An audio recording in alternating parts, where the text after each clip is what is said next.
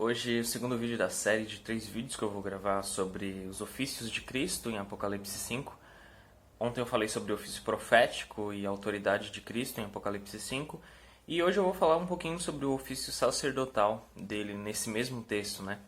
Então ontem a gente viu que a autoridade de Jesus no seu ofício profético remete à morte que ele teve na cruz. Então o Cordeiro tem a autoridade para abrir o livro com os selos, porque ele morreu na cruz e venceu para isso. A gente viu que por causa da nossa inclinação ao pecado e por aceitarmos mais a mentira, né, acabamos perdendo esse ofício profético de acreditar em Deus como a verdade. Por causa do nosso pecado, nós estamos separados de Deus e nós não conseguimos mais ser sacerdotes de nós mesmos. Então nós precisamos de alguém que nos ligue, que faça essa mediação entre nós e Deus. E é justamente por isso, por causa do pecado, que nós precisamos de Jesus como sacerdote.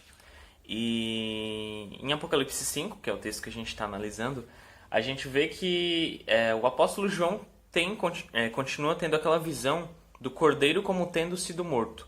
Né? O versículo 4 e 5 vai falar sobre isso, né? Sobre o leão da tribo de Judá, fazendo uma alusão a um texto de Gênesis. Só que o apóstolo João não enxerga esse leão da tribo de Judá, ele enxerga o cordeiro como tendo sido morto. E essa visão que o apóstolo João tem vai ser eterna para a gente também, porque a morte do cordeiro foi um fato eterno e consumado desde a eternidade. Então o cordeiro, mesmo no seu estado de glória, ele vai apresentar as marcas da cruz, ele vai apresentar as marcas da vergonha que ele passou. E o cordeiro, ele tem autoridade. O versículo 6 do capítulo 5 que a gente está vendo fala que o cordeiro tem 7 chifres e 7 olhos. Né? O que significa isso? Apocalipse é cheio de metáforas e enigmas para a gente descobrir. Os 7 chifres simbolizam a autoridade. Né? O recorrente no Antigo Testamento, o uso do chifre como um símbolo de autoridade. Então, o que o apóstolo quer dizer aqui quando o cordeiro tem 7 chifres é que o cordeiro tem autoridade. Como a gente viu ontem, né, que ele tem autoridade para abrir o livro, o Cordeiro tem autoridade também para realizar a mediação entre nós e o Pai. E ele fala também de 7 olhos que percorrem toda a terra, que é uma alusão a um texto de Zacarias que diz que os olhos do Senhor estão sobre toda a terra e percorrem toda a terra. E isso dá uma dimensão da plenitude do Espírito Santo no próprio Cristo. O João quer dizer aqui é que o Cordeiro ele tem poder e autoridade para nos representar diante de Deus como um sacerdote. E isso é uma forma muito brilhante de se representar isso, porque no Antigo Testamento o sacerdócio era realizado de que maneira? A humanidade, através de uma pessoa, através do papel do sacerdote, oferecia um sacrifício a Deus, que era um cordeiro, né, puro. A gente vê lá em Levíticos toda a preparação que deveria ser feita para que esse sacrifício fosse realizado e aceito por Deus de maneira correta. E qual o problema, né, digamos assim, desse sacrifício realizado no Antigo Testamento? Ele era cíclico, ou seja, ele deveria ser feito com frequência. Ele era sacralizado, ou seja, ele era realizado num templo, ele tinha uma liturgia a ser feita. E ele era separado da humanidade, ou seja, a humanidade ela apresentava através daquele ritual um sacrifício a Deus.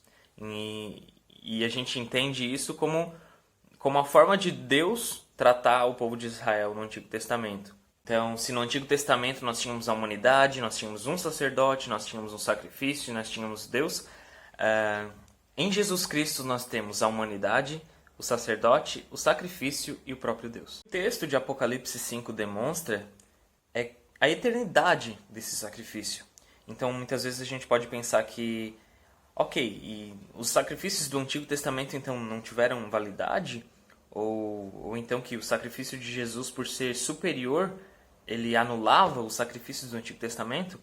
O sacrifício de Jesus foi o único aceito por Deus, que foi realizado de maneira perfeita. E todos os sacrifícios realizados no Antigo Testamento, eles dependem do sacrifício de Jesus para serem aceitos e para terem valor. E depois do sacrifício de Jesus, não se oferece mais sacrifício, porque o sacrifício é realizado de maneira definitiva e eterna. A gente vê que o ofício sacerdotal de Cristo torna o seu sacrifício não só superior aos sacrifícios do Antigo Testamento, mas a própria razão daqueles sacrifícios serem feitos e terem valor. E é somente se oferecidos com fé nesse sacrifício eterno de Cristo que aqueles sacrifícios do Antigo Testamento tinham valor. Os sacrifícios realizados sem fé ou de qualquer maneira, eles não eram aceitos por Deus. Mas somente aqueles que criam que um dia viria um Redentor, viria um sacerdote real que realizaria a expiação de maneira definitiva, é que aqueles sacrifícios teriam valor. Jesus ele consuma todo o sistema sacerdotal do Antigo Testamento com a sua morte, com o seu sacrifício. Então, porque nós temos a humanidade representada em Jesus, nós temos o sacerdote representado em Jesus, e o próprio sacrifício é Jesus oferecido a Deus, né? O próprio Deus se oferece a si mesmo. E ele realiza essa mediação entre nós e Deus através da solidariedade com o ser humano num sofrimento obediente que ele tem. No livro de Hebreus, ele escreve que nos convinha um sumo sacerdote como este, santo, sem mácula, separado dos pecadores e feito mais alto do que os céus, que não tem necessidade, como os sumos sacerdotes, de oferecer todos os dias sacrifícios, porque fez isso de uma vez por todas, quando a si mesmo se ofereceu. E o versículo 8 desse capítulo 5 que a gente está vendo em Apocalipse, ele estende o sacrifício e a mediação de Jesus até os dias de hoje. Esse versículo ele diz que os anciãos eles têm em suas mãos, os anciãos e os 4 seres viventes, têm em suas mãos taças cheias de incenso. E esse incenso são as orações dos santos, são as nossas orações. E ele diz que é através de Jesus que essas orações são atendidas, né? Eles têm essas orações diante do Cordeiro, né? Eles estão, né, prostrados diante do Cordeiro com essas orações.